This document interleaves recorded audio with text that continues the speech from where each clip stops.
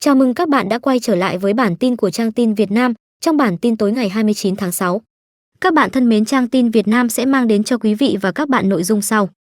Kính thưa quý khán thính giả, mối quan hệ giữa Mỹ và Trung Quốc đã rơi xuống mức thấp nhất hơn mấy chục năm qua, và với dã tâm thống trị thế giới cũng như soán ngôi vị siêu cường của Mỹ đã khiến dư luận tin rằng một cuộc chiến tổng lực là sẽ không bao giờ tránh khỏi giữa hai cường quốc hàng đầu này, khi các động thái gây hấn và thị uy sức mạnh đã diễn ra một thời gian dài qua.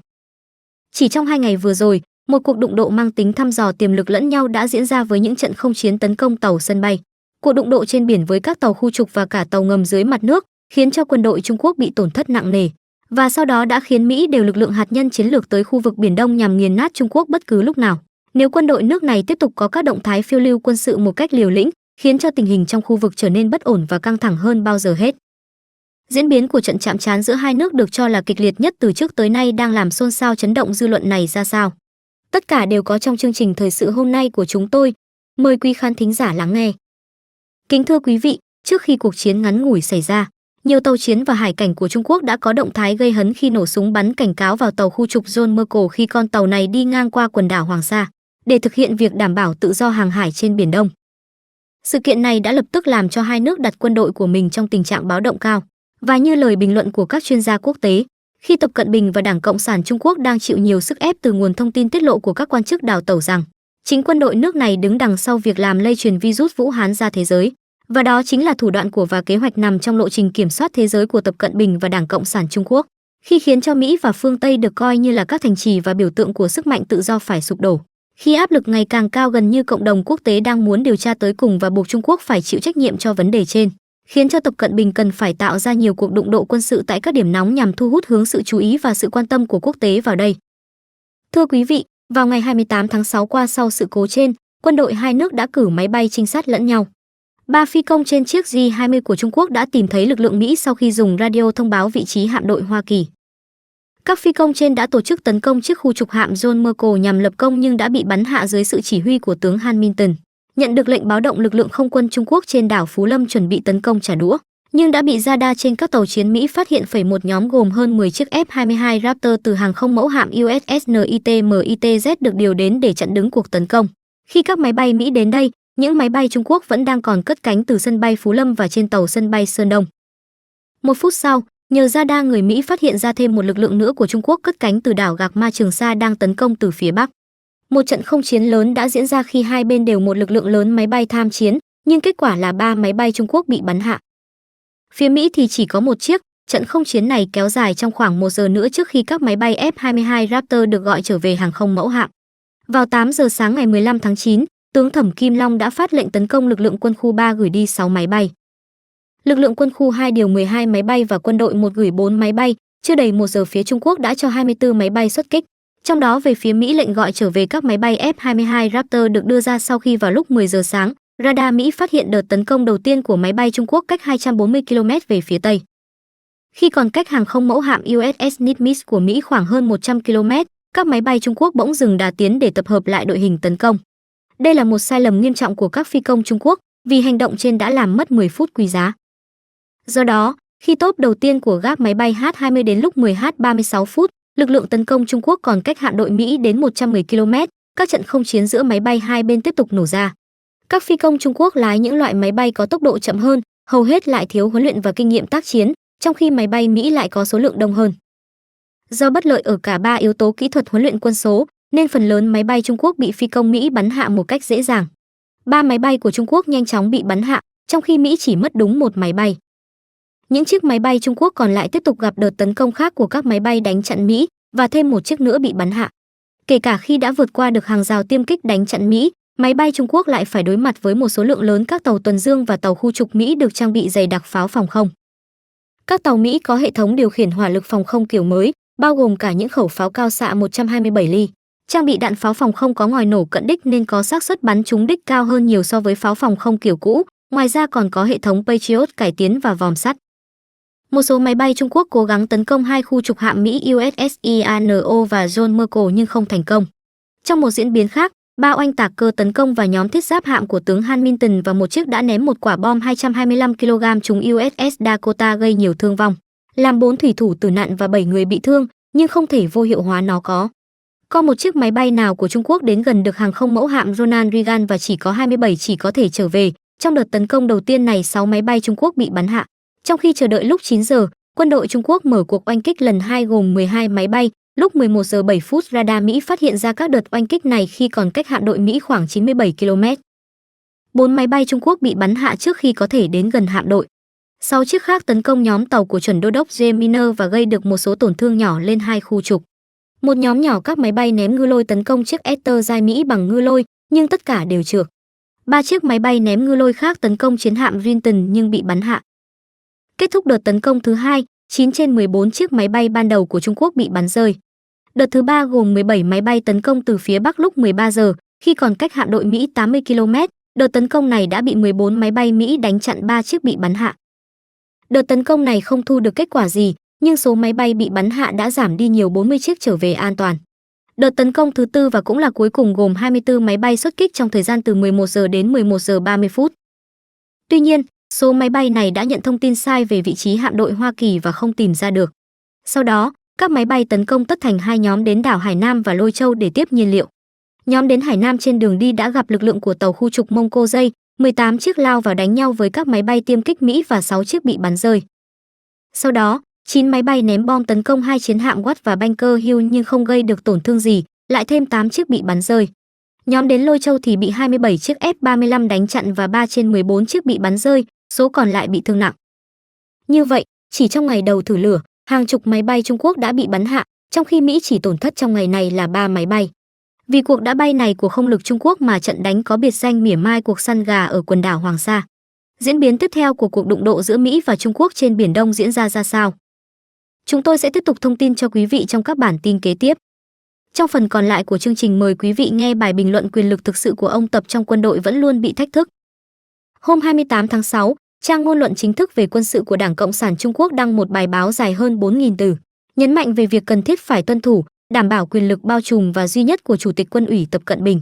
Trước đó, một tướng lĩnh cấp cao trong quân đội đã từng nhấn mạnh phải đả thông cây số cuối cùng để đảm bảo quyền lực toàn bộ, tuyệt đối của Chủ tịch Quân ủy.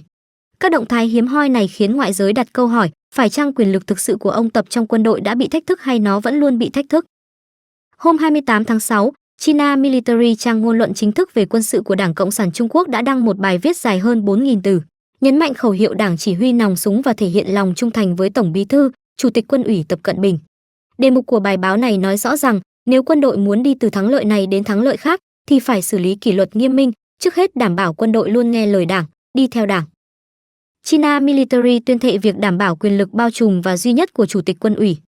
Sau khi xác lập địa vị Tập Hạch Tâm, tức ông Tập Cận Bình là nòng cốt của Ủy ban Trung ương Đảng Cộng sản Trung Quốc, khẩu hiệu nghe lời Đảng, đi theo Đảng có thể được thay thế thành đi theo Tập Cận Bình, chứ không phải là theo các nhà lãnh đạo cấp cao cũ. Đây cũng là lý do tại sao ông Tập nhấn mạnh đến quyền lực bao trùm và duy nhất của Chủ tịch Quân ủy trong quân đội, vị trí mà Chủ tịch Tập Cận Bình đang kiêm nhiệm.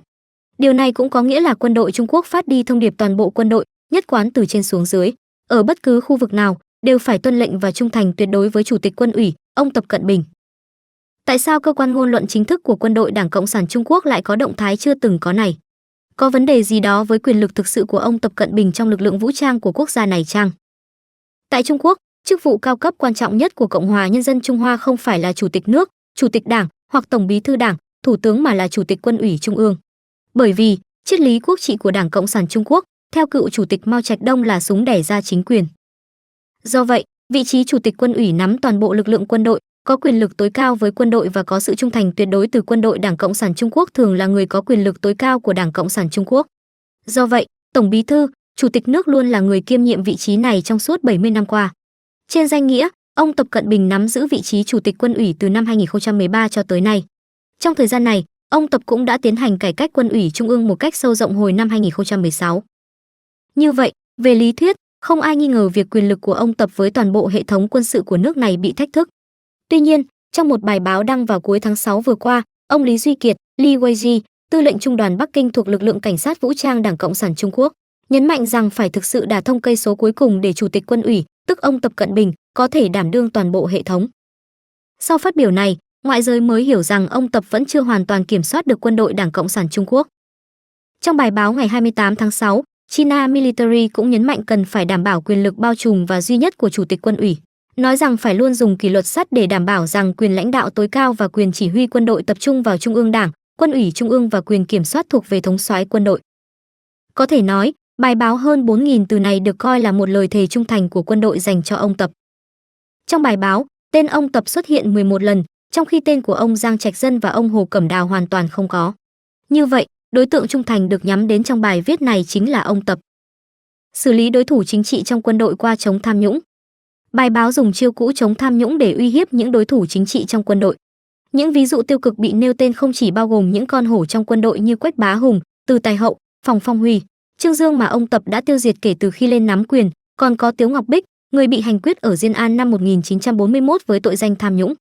Có quan điểm chỉ ra rằng, bài báo của China Military đã đưa ra cảnh báo nghiêm khắc đối với phe chống ông Tập, động thái này trước giờ rất hiếm. Qua đó có thể thấy mức độ dữ dội của cuộc đấu đá nội bộ Đảng Cộng sản Trung Quốc.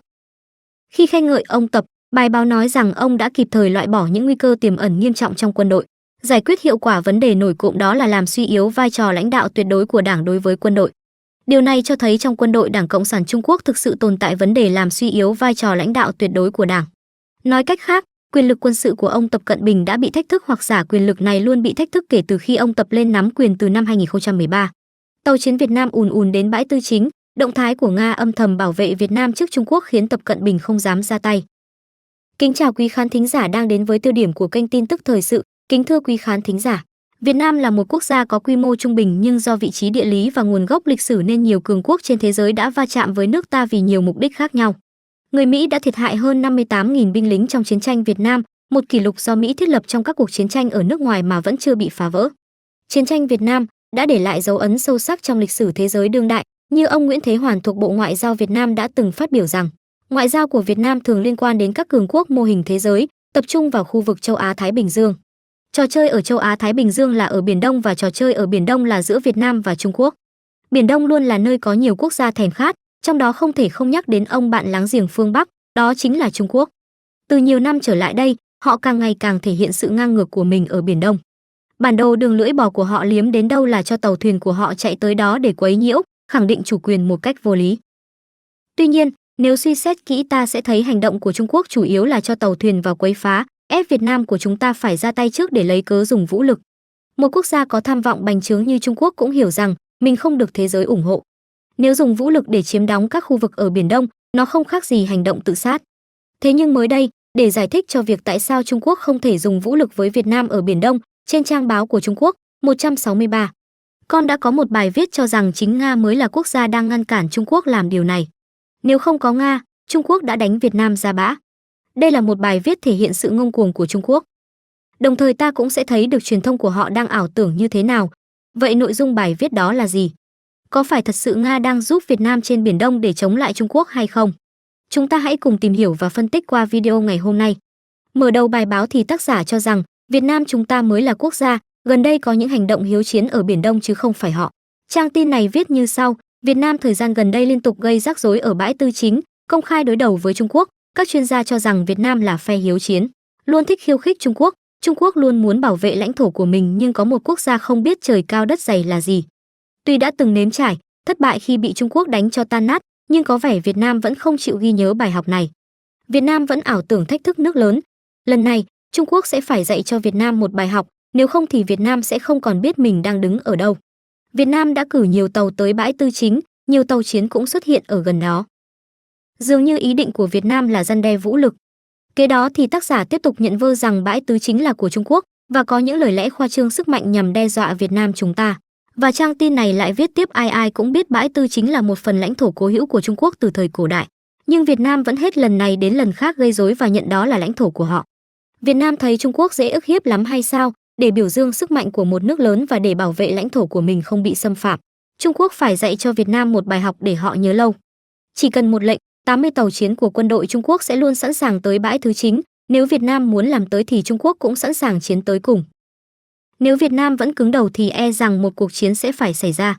Một khi tàu chiến của Trung Quốc tiến tới bãi Tư Chính thì quốc gia lớn như Hoa Kỳ cũng phải e sợ, chứ chưa nói gì đến một nước nhỏ như Việt Nam. Nếu không có Mỹ chống lưng thì làm sao một nước như Việt Nam dám khiêu khích nước ta được. Trung Quốc chỉ muốn Việt Nam hiểu và mau chóng rút tàu cùng giàn khoan của mình. Nếu không Trung Quốc sẽ không bao giờ nương tay, Trung Quốc sẽ buộc phải dùng vũ lực để phá hủy chúng. Có thể thấy, ngay từ phần mở đầu của bài viết này, tác giả đã có hiện tượng bị ảo giác và lộng ngôn. Không biết là Trung Quốc dựa vào tài liệu nào để nói bãi tư chính là của họ, khi mà luật pháp quốc tế đã chỉ ra rõ là bãi tư chính nằm trong vùng đặc quyền kinh tế cũng như là thềm lục địa của Việt Nam. Yêu sách đường lưỡi bò đã bị tòa án quốc tế bác bỏ mà phía Trung Quốc vẫn tiếp tục dùng nó. Phân tích địa chính trị như thế này thì thật là bó tay khu vực nhà giàn DK1. Trong đó có bãi tư chính nằm trong vùng đặc quyền kinh tế 200 hải lý tính từ đường cơ sở của Việt Nam và thềm lục địa phía nam của Việt Nam. Đây là vùng biển được hoạch định theo Công ước Luật Biển năm 1982 của Liên Hợp Quốc. Vùng biển này không tranh chấp với nước nào và lại càng không có tranh chấp với Trung Quốc. Việc Trung Quốc vẽ đường lưỡi bò chiếm gần như hoàn toàn vùng biển của Việt Nam, biến vùng biển không tranh chấp của Việt Nam thành vùng tranh chấp là hoàn toàn phi pháp, không được pháp luật quốc tế công nhận. Những bản đồ của Trung Quốc đưa ra thật ra chỉ để lòe công dân trong nước của họ, và phải công nhận rằng Trung Quốc Mỹ dân tẩy não về vấn đề lịch sử rất tốt, nên tác giả có thể tự tin nói rằng Việt Nam từng bị Trung Quốc đánh bại. Khả năng cao là phía Trung Quốc đang cố ý nhắc lại cuộc chiến tranh biên giới năm 1979, mà lúc nào họ cũng luôn nói rằng Trung Quốc đã có thể chiếm lấy lãnh thổ nước ta vào thời điểm đó. Nhưng họ chỉ muốn dạy cho Việt Nam một bài học rồi rút quân, sách lịch sử Trung Quốc ghi vậy, thì tác giả cũng chỉ biết tới vậy. Có thể nói cũng có thể thông cảm cho sự hiểu biết hạn hẹp này. Nhưng cũng cần phải đính chính lại rằng, quân đội Việt Nam ta đã đánh đuổi giặc ngoại xâm trong cuộc chiến đó, khiến cho quân đội Trung Quốc phải vắt chân lên cổ mà chạy về nước. Chính Việt Nam đã dạy cho Trung Quốc một bài học chứ không phải là ngược lại. Những sự thật lịch sử là không thể bóp méo hoặc đảo ngược. Cuộc chiến đấu bảo vệ Tổ quốc ở biên giới phía Bắc năm 1979 là cuộc chiến chính nghĩa của dân tộc Việt Nam, bảo vệ chủ quyền thiêng liêng của Tổ quốc. Còn việc tác giả cho rằng hành động của Việt Nam ở bãi tư chính là thách thức làm danh đỏ của cường quốc thì thật là khó nuốt. Thách thức ở đâu, khi mà chúng tôi đặt giàn khoan trên các vùng đặc quyền kinh tế của mình, mọi thứ đều tuân thủ luật pháp quốc tế. Chính Trung Quốc mới là kẻ thích gây chuyện. Nếu đây là làn danh đỏ thì nó phải là làn danh của Việt Nam. Tiếp đó thì bài viết trên trang 163. Có những lý giải về hành động của Việt Nam mà họ gọi là ngang ngược đều có những tính toán của chúng ta. Họ cho rằng Việt Nam không chỉ nhận được sự chống lưng của Mỹ mà phía sau còn có Nga, cho nên Việt Nam mới dám làm cản như vậy. Cụ thể bài viết như sau: khi biết hạm đội của mình sẽ rất có thể bị quân giải phóng Trung Quốc nghiền nát, Việt Nam đã phải tìm cách giảm xung đột. Hồi tháng 7 thì Thủ tướng Việt Nam Phạm Minh Chính đã đích thân sang Trung Quốc để hòa giải mâu thuẫn. Ngoài ra thì họ cũng tích cực liên lạc với Mỹ để kiềm chế chúng ta. Với sự tích cực của Việt Nam, xung đột đã cơ bản được kiềm chế. Tuy nhiên, Việt Nam vẫn trơ tráo, chưa chịu trả lại bãi tư chính cho Trung Quốc. Đó hoàn toàn là những hành động nói một đằng, làm một nẻo, nhưng sở dĩ Việt Nam vẫn kiên trì như vậy không chỉ vì họ có được sự chống lưng của Mỹ mà đằng sau đó còn có sự hậu thuẫn của Nga. Một con sói mắt trắng khác lúc nào cũng tuyên bố mình là bạn với Trung Quốc, nhưng đằng sau lại âm thầm giúp đỡ các đối thủ khác, các đối thủ chống lại lợi ích của chúng ta. Trong 2 thập kỷ qua, quan hệ song phương giữa Nga và Trung Quốc tương đối tốt đẹp. Lãnh đạo hai nước thường xuyên gặp gỡ nhau và trao đổi về nhiều vấn đề quốc tế quan trọng. Hai bên luôn thúc đẩy mối quan hệ này lên quan hệ đồng minh đáng tin cậy. Khi Nga mở chiến dịch quân sự Ukraine và gặp phải vô vàn những khó khăn, Trung Quốc đã thường xuyên giúp đỡ. Trung Quốc không chỉ phản đối các lệnh trừng phạt Nga của phương Tây, mà còn hỗ trợ Nga rất nhiều về mặt kinh tế và chính trị. Chẳng hạn như chúng ta đã mua rất nhiều dầu khí và khí đốt của Nga, vốn họ không thể bán được cho phương Tây, do lệnh cấm vận từ Liên minh châu Âu và Mỹ. Đồng thời chúng ta cũng sản xuất và cung cấp ra thị trường Nga rất nhiều các sản phẩm cần thiết mà người dân Nga không thể mua được từ thị trường phương Tây. Những nỗ lực này của Trung Quốc đã góp phần giúp Nga ổn định kinh tế, chính trị, giúp Nga có thêm thời gian và sức mạnh để đối đầu với kẻ thù. Tuy nhiên đáp lại, Nga vẫn muốn quay lưng với Trung Quốc trong vấn đề Biển Đông, gây ảnh hưởng lớn đến những sách lược của chúng ta. Hơn 10 năm qua, Trung Quốc luôn thúc giục Nga có những tuyên bố ủng hộ mình với vấn đề về Biển Đông. Tuy bề ngoài Nga cũng ủng hộ đàm phán song phương nhưng thực tế Nga cũng muốn chen chân vào đây để tìm kiếm lợi ích trong khu vực. Không chỉ vậy, Nga là quốc gia đang âm thầm giúp đỡ Việt Nam rất nhiều khi nói tới xung đột trên Biển Đông. Người ta thường nghĩ rằng đây là vùng tranh chấp riêng giữa Trung Quốc với Việt Nam và Philippines.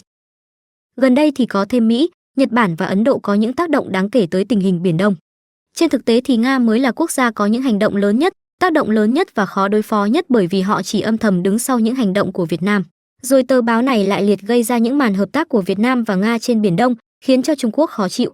Và tác giả tiếp tục viết: đầu tiên, Nga đã hỗ trợ cho Việt Nam có những trang bị khí tài quân sự hiện đại hơn. 10 năm trước, Việt Nam luôn là bên yếu thế trước Trung Quốc mỗi khi hai nước có đối đầu trên Biển Đông, vì họ có rất ít khí tài quân sự và tàu chiến hiện đại có thể hoạt động trên khu vực biển rộng lớn này. Việt Nam có lúc hoàn toàn không có cơ hội chiến thắng trước sức mạnh của Trung Quốc, do đó mà Việt Nam cũng hạn chế, tránh các xung đột không cần thiết, chủ yếu là va chạm nhẹ giữa các tàu tuần tra giữa hai bên. Tuy nhiên, hơn 10 năm trở lại đây, mọi chuyện đã thay đổi. Nga liên tục cung cấp cho Việt Nam những trang thiết bị hiện đại, đầu tiên là 6 tàu ngầm lớp Kilo, sau đó là hệ thống phòng thủ tên lửa S-300, 4 tàu hộ vệ tên lửa lớp Gepard. Đây đều là những phiên bản xuất khẩu tốt của Liên bang Nga, đồng thời, Nga cũng cung cấp cho Việt Nam hợp đồng chuyển giao công nghệ để Việt Nam tự đóng mới 18 con tàu tuần tra tên lửa lớp tia chớp. Mặc dù tàu chỉ có trọng tài nhỏ khoảng 800 tấn nhưng được đánh giá là một lớp tàu rất nguy hiểm. Cho đến nay, Việt Nam đã hoàn thành và đưa vào sử dụng được 8 chiếc. Tất cả những trang bị khí tài này đều góp phần nâng cao sức mạnh cho Hải quân Việt Nam, tuy là vẫn khập khiễng so với sự vượt trội của Trung Quốc, nhưng nó cũng có khả năng tạo ra sức răn đe lớn đối với Hải quân Trung Quốc trong hoàn cảnh tác chiến gần với vùng biển của Việt Nam hơn. Đặc biệt là khu vực bãi Tư Chính chỉ cách Việt Nam 350 km, trong khi cách Hải Nam của Trung Quốc tới 1.500 km. Bạn phải biết rằng hơn 10 năm trước, Việt Nam vẫn nằm trong các quốc gia chịu lệnh trừng phạt cấm vận quân sự nghiêm ngặt của Mỹ. Nếu không có Nga cung cấp, thì cũng sẽ không có quốc gia nào dám đứng ra đảm bảo cho Việt Nam có được những loại vũ khí tiên tiến như vậy. Do đó, nếu không có sự hậu thuẫn của Nga thì Hải quân Việt Nam hoàn toàn sẽ giống như Philippines, mong manh như những tờ giấy, làm sao dám kiêu ngạo khiêu khích Trung Quốc. Kế đó, Nga cũng âm thầm hỗ trợ Việt Nam khai thác trộm dầu Trung Quốc kể từ năm 2010, sau khi họ phát hiện những giếng dầu lớn ở khu vực bãi Tư Chính. Việt Nam đã chèo kéo rất nhiều quốc gia khác cùng tham gia khai thác, bao gồm Mỹ, Nga, Nhật, phá Hà Lan và Tây Ban Nha. Tuy nhiên, dưới áp lực của Trung Quốc thì ngoại trưởng Nga lần lượt những ông lớn kia đều phải rút lui. Năm 2016, công ty dầu khí Nga Rosneft đã ký hợp đồng thăm dò và khai thác một số lô dầu ở khu vực bãi Tư Chính. Năm 2018, trước áp lực từ Trung Quốc, công ty Rosneft đã phải rút lui. Tuy nhiên, ngay sau đó, công ty dầu khí Yazubezhnev do nhà nước Nga kiểm soát đã mua lại hợp đồng và trở thành kẻ đứng sau những hoạt động gần đây của Việt Nam, như đập giàn khoan tại bãi Tư Chính. Hợp tác năng lượng chính là điểm sáng trong mối quan hệ giữa Việt Nam và Nga. Trong đó thì dầu khí đóng vai trò then chốt trong sự phối hợp hành động của hai quốc gia này ở Biển Đông. Chính như những công ty dầu khí có bàn tay của chính phủ Nga đến sau đã cản trở quyết tâm của Trung Quốc trong việc phá hủy các giàn khoan và thu hồi bãi Tư Chính bằng vũ lực. Ngoài bãi Tư Chính thì trong 20 năm qua, nhiều công ty dầu khí của Liên bang Nga đã triển khai một loạt các dự án thăm dò, khai thác dầu ở vùng Việt Nam của Trung Quốc. Chẳng hạn như tại mỏ Bạch Hổ, bể Cửu Long đều được khai thác bởi liên doanh Việt Châu, hay là mỏ Lan Tây Lan Đỏ thì do công ty dầu khí Rosneft của Nga khai thác. Điểm mấu chốt là các khu vực khai thác dầu của Việt Nga đều nằm trong đường chín đoạn của Trung Quốc. Nếu để Việt Nam và Trung Quốc solo thì các tiềm lực hiện đại của Trung Quốc có thể dễ dàng đánh bại Việt Nam và phá hủy các giàn khoan để thu hồi các vùng biển của mình ngay lập tức. Tuy nhiên, với sự liên đới của Nga, muốn dùng vũ lực ở Biển Đông sẽ khó khăn hơn rất nhiều. Chiến tranh Nga-Ukraine vẫn đang rất căng thẳng. Nếu Trung Quốc ngừng mua dầu thì Nga không có tiền để chi cho quân đội, Nga nên biết ơn Trung Quốc, nhưng người bạn này vẫn cho thấy lập trường đứng về phía Việt Nam. Trung Quốc phải tận dụng cơ hội ngàn năm có một này để tạo sức ép buộc Nga phải rút ra khỏi các dự án ở Biển Đông. Thậm chí Trung Quốc có thể xem xét đến các khoản bồi thường cho các công ty dầu khí của Nga, để họ rời đi thì việc lấy lại Biển Đông sẽ dễ dàng hơn rất nhiều. Dĩ nhiên, cho dù vẫn phải chịu áp lực quốc tế thì Nga vẫn chưa chắc đã đồng ý với hành động của Trung Quốc. Bởi vì Trung Quốc và Nga dù đang có dấu hiệu như đồng minh, nhưng Nga chưa bao giờ thực sự muốn thấy một Trung Quốc lớn mạnh trong những năm qua. Người Nga vẫn nói rằng, sự trỗi dậy của Trung Quốc sẽ không giúp cho đất nước của họ thu lại lợi ích gì. Ngược lại, đó có thể là sự đe dọa tiềm tàng trong tương lai. Do đó, Nga vẫn muốn giữ lại cho mình một đồng minh lâu đời như Việt Nam. Những gì Nga đang làm với Trung Quốc ở Biển Đông là không tử tế một chút nào.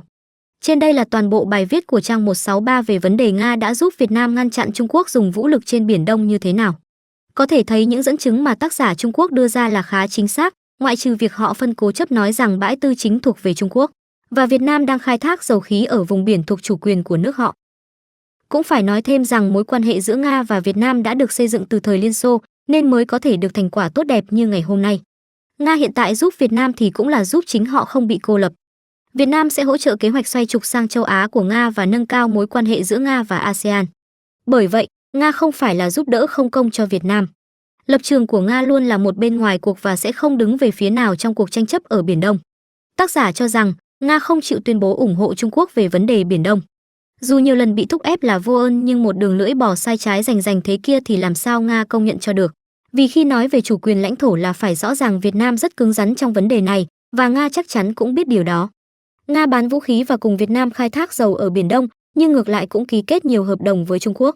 Không thể nói là Nga đang kiểm tòa Trung Quốc để tái cân bằng hệ thống thì Nga đã liên kết với Trung Quốc để đối phó. Với mối đe dọa của cả hai là sự bành trướng của khối NATO ở Đông Âu đối với Nga và chính sách bành trướng châu Á của Trung Quốc. Nói một cách khác, Biển Đông là một phần trong chiến lược lớn của Nga nhằm thể hiện rằng Moscow không chống lại các lợi ích của Bắc Kinh và sẵn lòng thể hiện một chút ủng hộ. Trong khi đó, chính sách khoanh vùng khu vực giúp bảo vệ các lợi ích kinh tế của Nga ở châu Á-Thái Bình Dương giúp Moscow thu lợi nhuận trong các mảng năng lượng, hạ tầng và bán vũ khí. Bằng việc củng cố quan hệ với Việt Nam, Nga đã tạo ra một thế cân bằng lợi ích, sức mạnh ở Biển Đông và mở đường cho việc hợp tác cùng các nước ASEAN. Điều đó lý giải vì sao Nga không phản đối chính sách của Trung Quốc nhưng vẫn tỏ ra đồng cảm với những lo ngại của Việt Nam về vấn đề Biển Đông. Giới phân tích cho rằng hai chiến lược của Nga tại Biển Đông đến nay vẫn rất hiệu quả và không xung đột lẫn nhau. Việt Nam vẫn rất cần mối quan hệ với Nga để tiếp cận với vũ khí kỹ thuật và tránh bị vùi dập trong cuộc cạnh tranh Trung Mỹ. Còn đối với Trung Quốc, việc Nga giao du với Việt Nam có vẻ như đang chống Trung Quốc, nhưng thực tế đã giúp Bắc Kinh giải quyết mối lo ngại các nước siết chặt quan hệ hơn với Mỹ. Còn việc tác giả Trung Quốc nói rằng nếu họ không dám dùng vũ lực để giành lấy bãi tư chính là vì ở đó có sự hiện diện của Nga thì cũng đúng một phần, nhưng thiếu Trung Quốc. Không sợ Nga đến mức độ đó. Nếu bãi tư chính không được quốc tế công nhận là của Việt Nam thì họ đã cho tàu chiến ra bắn phá lâu rồi, và chắc chắn họ không thể chờ đợi cho đến ngày hôm nay. Và nếu nói Trung Quốc sợ là sợ cả thế giới chứ không phải là mình Nga. Nhắc lại, một lần nữa là bãi tư chính hoàn toàn thuộc về Việt Nam, không có vùng tranh chấp nào ở đây. Còn đối với những tranh chấp thực tế trên Biển Đông, đó là một vấn đề về luật biển, vấn đề pháp luật phải giải quyết bằng luật pháp, đó là chuẩn mực hành vi cơ bản của thế giới, văn minh. Tranh chấp lãnh thổ hàng hải không thể giải quyết dựa trên sức mạnh, đó chỉ là cách làm của chủ nghĩa bá quyền, đó là tàn tích của lối tư duy bộ lạc các bãi đá. Bãi cạn ở Biển Đông nếu có chồng lấn chủ quyền thì vẫn có thể dùng luật để nói chuyện. Nếu thật sự về pháp lý họ có chủ quyền, không thể tranh cãi thì Trung Quốc đã dùng vũ lực thu hồi từ lâu, làm gì có chuyện để nước ngoài xâm phạm chủ quyền của Trung Quốc. Chính vì có tranh chấp, các bên mới phải ngồi xuống đàm phán, mới phải hoạch định ra UNCLOS, mới phải ký DOC. Và đường lưỡi bò của Trung Quốc là hoàn toàn sai trái, không hề có một chút căn cứ nào cả nên cũng không có vùng tranh chấp nào ở đây. Không có tranh chấp thì làm gì có đàm phán, và Trung Quốc dù lớn mạnh nhưng không có thực lực để xưng hùng xưng bá trong cộng đồng quốc tế ngày nay. Dù có đi nữa, thì trong thế giới phẳng hiện tại chính phủ Trung Quốc cũng không thể dễ dàng dùng vũ lực một cách ngu xuẩn. Còn quý vị nghĩ sao về bài báo này? Xin hãy để lại ý kiến ở dưới phần bình luận của video.